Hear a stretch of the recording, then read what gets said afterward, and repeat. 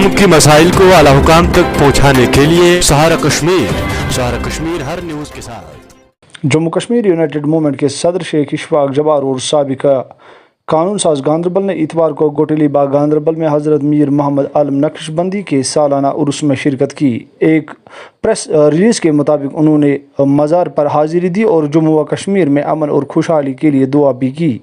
लोगों को मुबारकबाद देते हुए जम्मू कश्मीर यूनाइटेड मूवमेंट के सदर ने कहा, हज़रत मीर मोहम्मद आलम साहब का मज़ार जम्मू व कश्मीर भर के सैकड़ों लोगों के लिए ईमान का मरकज़ है। उन्होंने इंसानियत की खिदमत की मुक़द्दस मिशन को पानी दिया। उन्होंने लोगों को तकवा और नज़्म व ज़ब्त की ज़िंदगी गुजारने की तरगीब दी और इस बात पर ज़ोर दिया कि अल्लाह ताला की असल अक़ीदत मुसीबत ज़दा इंसान की खिदमत में है।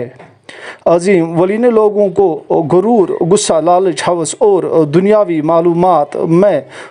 ज़रूरत से ज़्यादा दाखिल देने की तलकीन की। सहारा कश्मीर से मोहम्मद रफ़ीक की एक ख़ुसूसी रिपोर्ट। तो हमें इन ज़ियारतों का एहतराम करना चाहिए, अपने आने वाले जो नस्ल है इनको समझाना चाहिए और ये अपने जो हमारा जिस तरीके से हमारे इस्लाम की यहाँ बुनियाद पड़ी है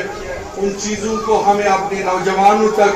पहुँचाना चाहिए कि यहाँ क्या क्या मामलात थे हमारे कश्मीर में। यहाँ दीन का सोचना है और खाली एडमिनिस्ट्रेशन का तौफीक दे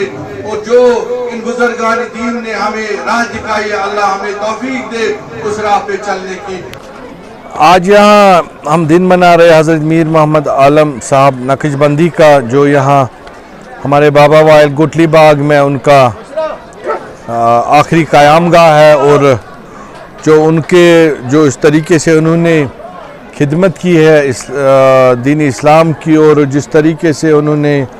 एक दीन के फैलाव में जो उनका एक कंट्रीब्यूशन है और गांदरबल के इलाके के लिए जो कंट्रीब्यूशन है वो याद किया जाएगा और हमेशा क़यामत तक रहेगा। इसी सिलसिले में आज जो उनके अक़ीदतमंद ज़ायरीन हैं यहाँ आए हैं दूर दराज इलाकों से और बॉम्बे से आए हैं, पुणे से आए हैं, कश्मीर के मुख्तलिफ अज़ला से आए हैं लोग और उनका अपना खराज अक़ीदत यहाँ पेश करने और जो उनके यहाँ पे आज जो गद्दी नशीन हैं जनाब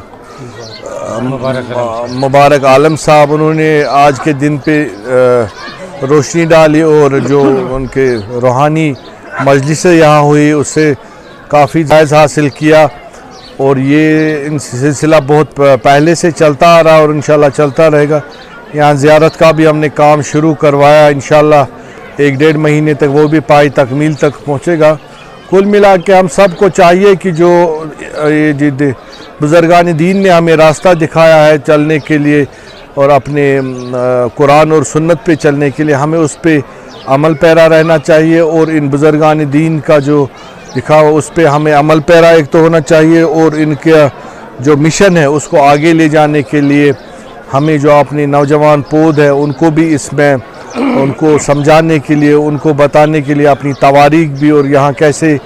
इस्लाम का फैलाव हुआ, कैसे इन बुज़ुर्गान दीन का अपना ऐशो आराम सब कुछ छोड़ के अपना घर बार छोड़ के वो आगे यहाँ दीन इस्लाम के लिए खातिर के लिए उन्होंने जो काम किया है, जिस तरीके से कश्मीर में इस्लाम का फैला हुआ वो आप सब के सामने है। तो यही वजह है कि इन लोगों के हमें जो कुर्बानियाँ हैं जो इन्होंने इस्लाम के लिए काम किया वो हम फरामोश नहीं कर सकते हैं। इसलिए आज हम यहाँ इकट्ठे हुए हैं उनको अपने उनके अलैहि रहमा को खराज अक़ीदत करने के लिए पूरे लोग यहाँ जमा हुए और इंशाल्लाह आगे भी ये सिलसिला जारी रहेगा। और भी बातें यहाँ हुई वो सब हम इंशाअल्लाह रहमान